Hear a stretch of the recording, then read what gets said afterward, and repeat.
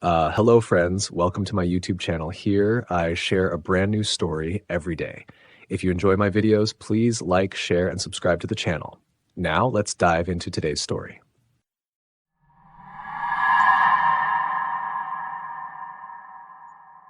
The dense woods of the Sylvania Wilderness area in Michigan's Upper Peninsula were known for their unspoiled beauty, with ancient trees standing tall as sentinels over the pristine lakes.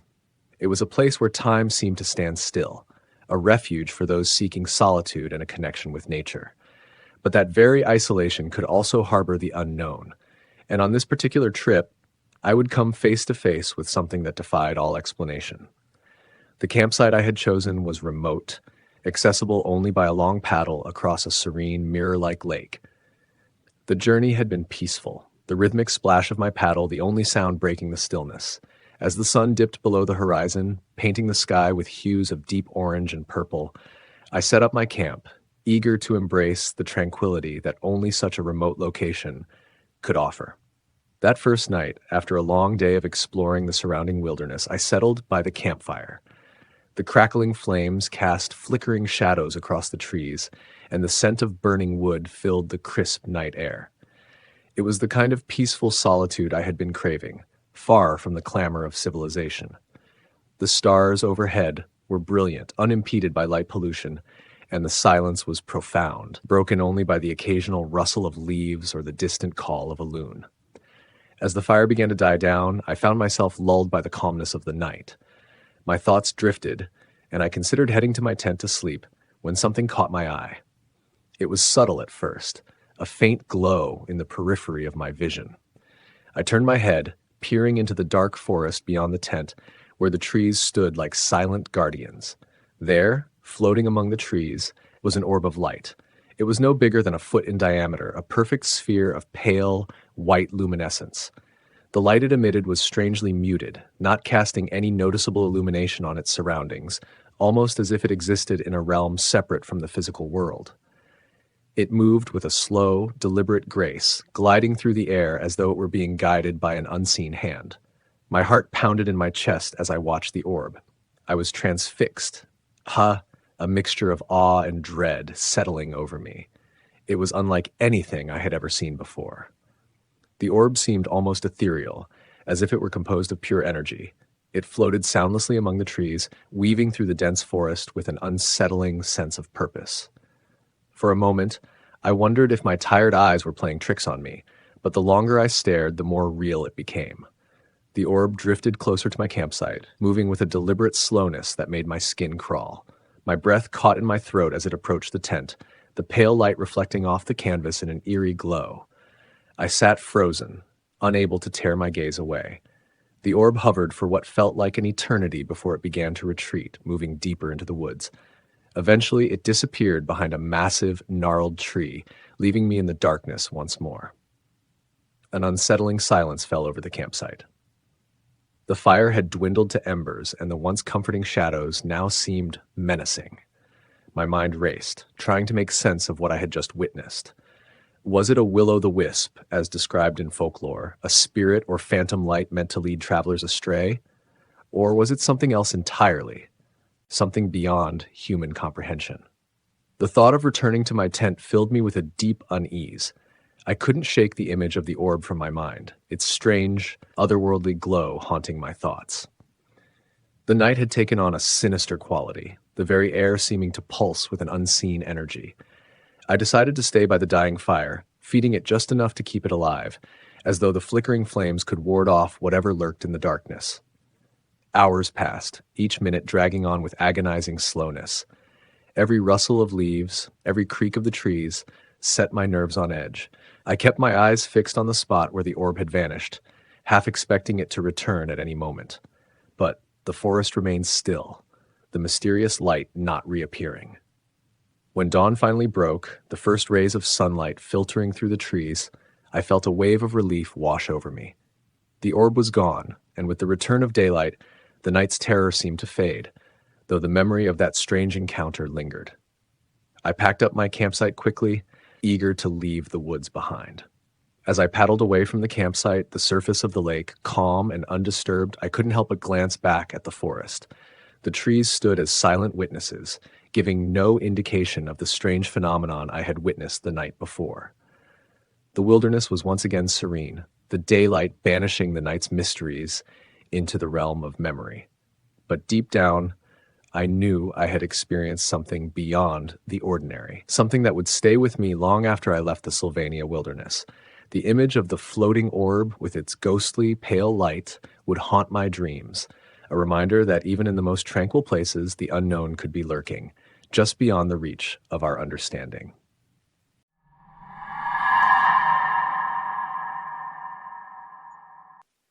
When I was around 13 years old, I joined my local Girl Guides troop, eager to embrace the camaraderie, adventure, and the thrill of camping under the stars. It was during one of these camping trips that I experienced something that would forever be etched in my memory. A night so terrifying that it still sends shivers down my spine when I think about it. We had spent the day exploring the woods, learning survival skills, and bonding over shared stories and laughter. As dusk settled in, the troop gathered around a large campfire, the flames dancing and crackling, casting a warm glow on our faces. The air was thick with the scent of burning wood, and the sky above was a blanket of inky darkness, studded with a scattering of stars. We sang songs, roasted marshmallows, and told spooky stories, the kind that were meant to give us a little thrill before we retreated to the safety of our tents.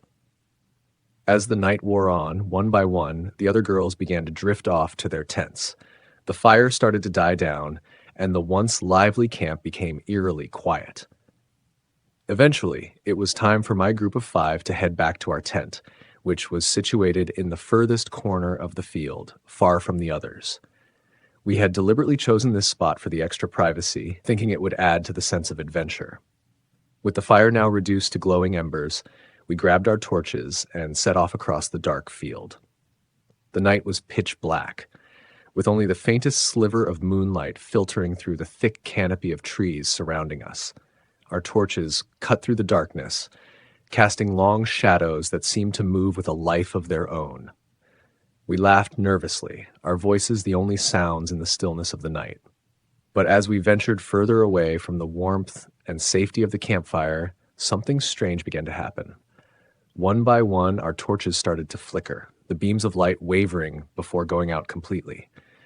It was as if the darkness itself was swallowing the light, leaving us stranded in the middle of the field with nothing but the distant outline of trees to guide us.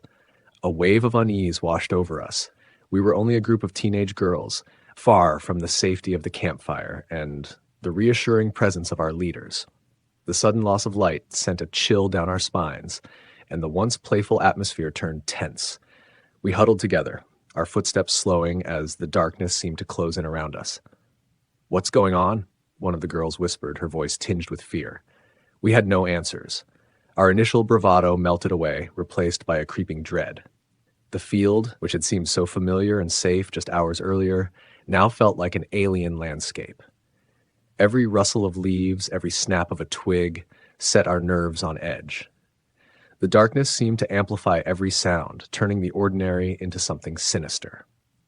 Determined to find some source of light, we decided to retrace our steps and find one of the leaders to borrow a spare torch. The walk back to the main camp felt longer than it should have, the path distorted by our heightened senses. When we finally reached the campfire area, the warmth of the dying embers offered little comfort. We found one of the leaders and explained our predicament. She kindly handed us a backup torch, offering reassuring words that it was probably just a coincidence or faulty batteries. Feeling slightly better with a new torch in hand, we made our way back to our tent. The sense of unease lingered, but we tried to shake it off, convincing ourselves that everything would be fine. But as soon as we stepped inside the tent, the backup torch flickered and then went out completely.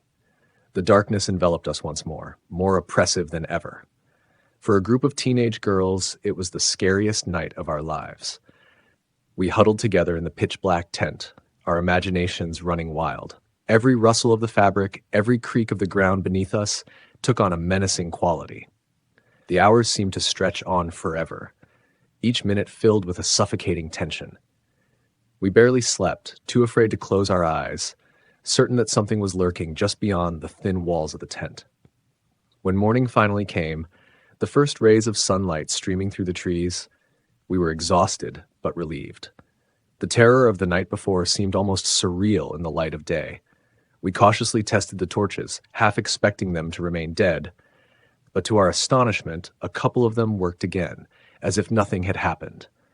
The experience left us shaken, a night we would never forget. We tried to rationalize it, blaming faulty batteries or some strange atmospheric condition, but deep down, we knew there was something more to it. The darkness of that night had felt alive, as though it had a will of its own, and it had chosen to toy with us, preying on our fears. Even now, years later, the memory of that night lingers. The darkness, the failing torches, the sense of being watched, it all comes back to me in vivid detail. It was a night that taught me that sometimes the scariest things aren't the stories we tell around the campfire, but the things we can't explain that lurk in the shadows of the real world.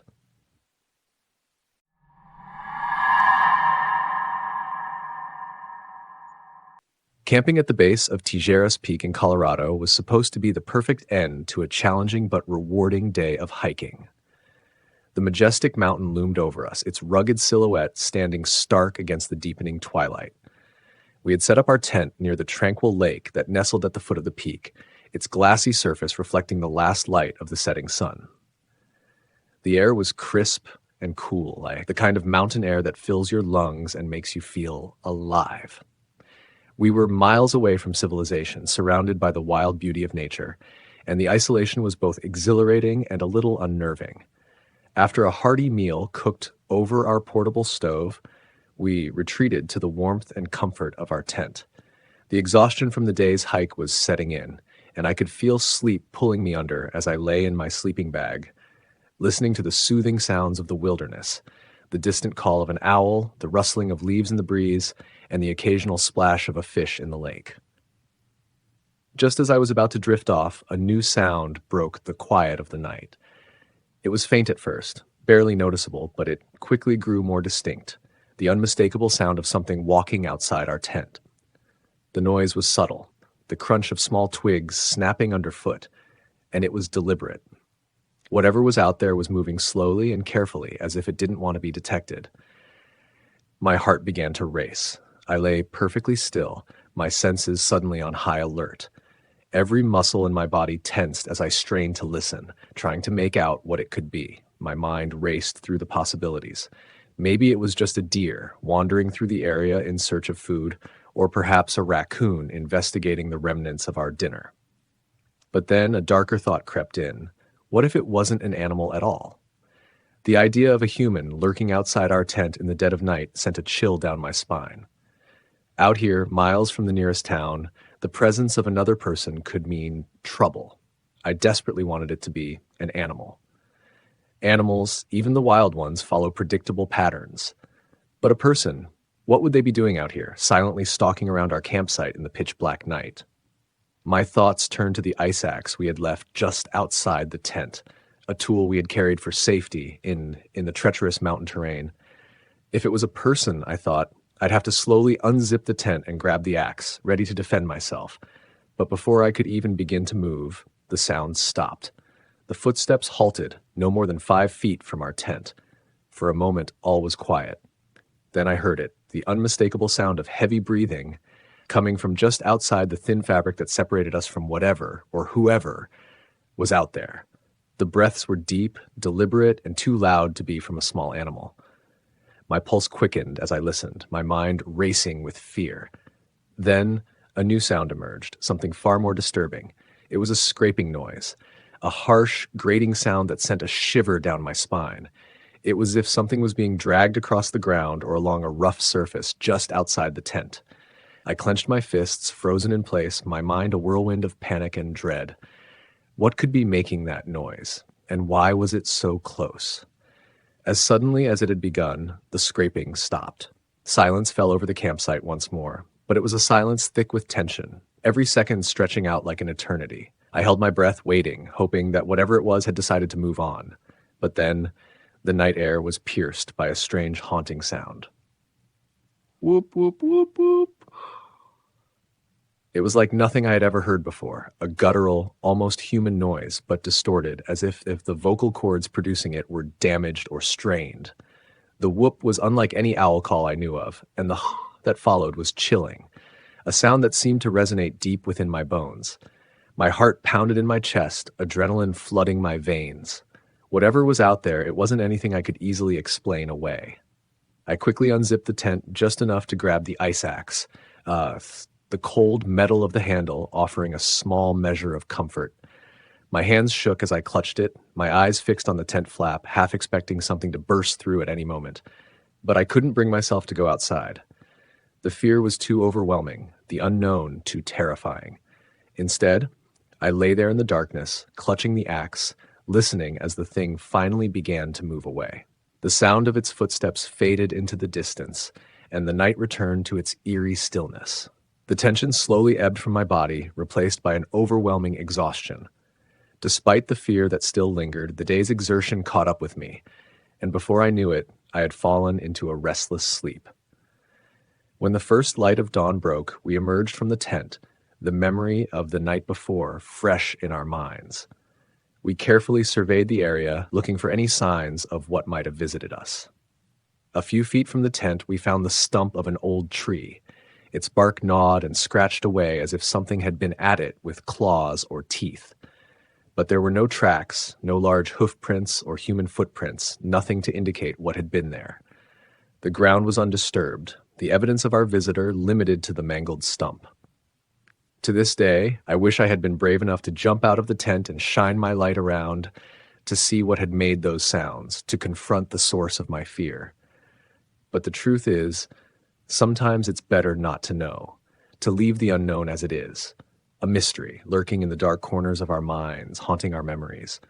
The mountains of Tijeras Peak are still as beautiful as ever, but now they carry with them a sense of unease, a reminder that the wild places of the world are not always as empty as they seem.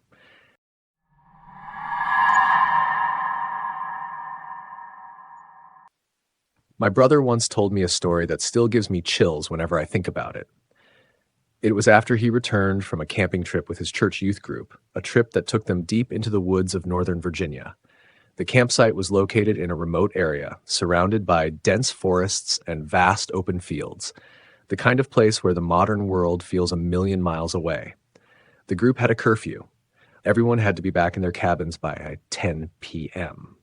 As the evening wore on, the fire that had been roaring in the center of their campsite began to die down, and the air grew cooler. The sounds of laughter and conversation from earlier in the night slowly faded as the group started to turn in for the night, one by one retreating to their cabins. But my brother and his friend weren't quite ready to call it a night. There was still some time before they had to be in bed, and the allure of the outdoors, with its crisp air and starry sky, was too tempting to resist. They decided to take a walk along one of the trails that wound through the campground, a trail they had explored earlier in the day. It was a well-worn path, familiar enough that they felt confident venturing out without a flashlight. The trail meandered through an open field bordered by thick woods on either side. The night was calm and quiet, the only sounds being the crunch of their footsteps on the gravel path and the occasional rustle of leaves in the trees. As they walked, they talked about the usual things: school, sports, the latest video games, but their conversation was soon interrupted by something unusual. Through the trees on the edge of the field, they noticed a strange light. At first it was faint, just a soft glow filtering through the dense foliage.